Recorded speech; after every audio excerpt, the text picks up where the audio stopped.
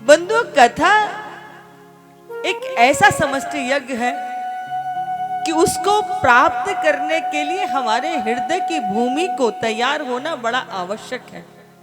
आपने देखा जब मेघ बरसते हैं तो वो भेदभाव नहीं करते, वो पहाड़ों पे भी बरसते हैं, धरातल पर भी बरसते हैं, झरनों पे भी बरसते हैं, लेकिन जहाँ पात्रता होती है वहाँ जल भर जाता है।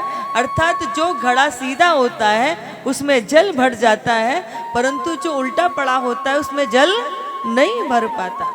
कथा तो कहने वाले एक ही होते हैं, साउंड भी एक ही है, सबको एक जैसा सुनाई देगा, लेकिन हम जैसों की चित्तवृत्ति जैसी होगी, हमारी योग्यता जैसी होगी, हमारी पात्रता जैसी होगी, हमारे हृदय में कथा वैसे ही उतरती है।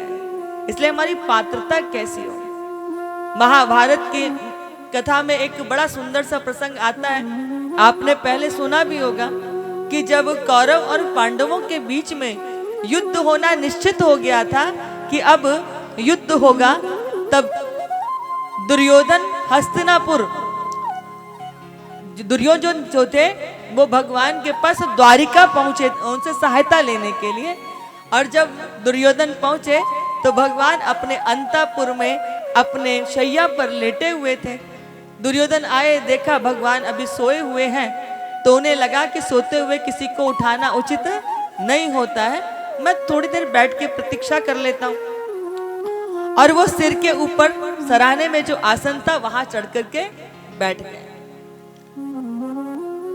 अर्जुन आए, वे भी सहायता लेने के लिए आए, देखा प्रभु विश्राम में, तो उन्होंने भी उनको उठाना उचित नहीं समझा।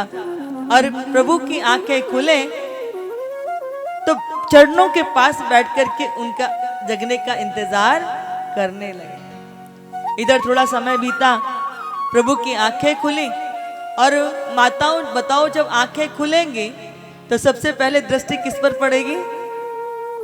जो सिर पर चढ़ के बैठा था या जो चरणों में बैठा था? आंखें खुली तो सबसे पहले दृष्टि अर्जुन पर पड़ी। प्रभु ने कहा, अर्जुन तुम कब आए? जगाया क्यों नहीं, बताया क्यों नहीं? अर्जुन बोले, प्रभु आप इतना प्रेम से शयन कर रहे थे, इस बहाने आपकी शरण में और थोड़ी देर बैठने का अवसर प्राप्त हो गया। तभी दुर्योधन भी बोल उठे कि केशव मैं भी आया हूं। भगवान ने पीछे मुड़ करके देखा तो दुर्योधन भी आए हुए थे। अच्छा, आप भी आए हैं? हाँ, आपको तो पता है कि हम लोगों में युद्ध होना सुनिश्चित हो गया है, इसलिए मैं आपके पास सहायता लेने के लिए आया हूं। भगवान ने कहा, अच्छा तो याद रखो दुर्योधन, एक तरफ हमारी संपूर्ण नारायणी सेना होगी और दूसरी तरफ निहत्थे अकेले हम खड़े होंगे और हम शस्त्र धारण नहीं करेंगे। परंतु मेरी पहले दृष्टि अर्जुन पे पड़ी है, इसलिए मैं अर्जुन तुम्हें यह अवसर देता हूं कि तुम चयन करो कि तुम्हें मेरी नारायणी सेना चाहिए या तुम मेरा चुनाव करोगे। तभी अर्जुन ने कहा कि प्रभु दुर्योधन भैया मुझसे बड़े हैं और वो मुझसे पहले आए हैं, इसलिए आप ये चुनने का अवसर पहले दुर्योधन भैया को दो। भगवान देखते रह गए कि अर्जुन मैंने तुम्हें इतना सुंदर अवसर दिया और तुमने वो अपने हाथ से गंवा दिया।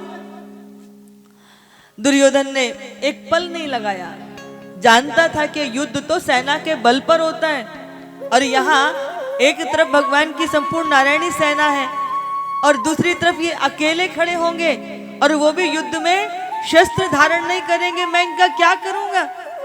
बिना वक्त गवाए एक ही पल में भगवान की संपूर्ण नारायणी सेना को ले लिया। भगवान कहते हैं, अर्जुन ये तुमने क्या किया? मैंने तुम्हें इतना सुंदर अवसर दिया था, हार निश्चित है तेरी, हर पल रहेगा उदास, माखन दुर्योधन ले गया, अब छाछ बची तेरे पास।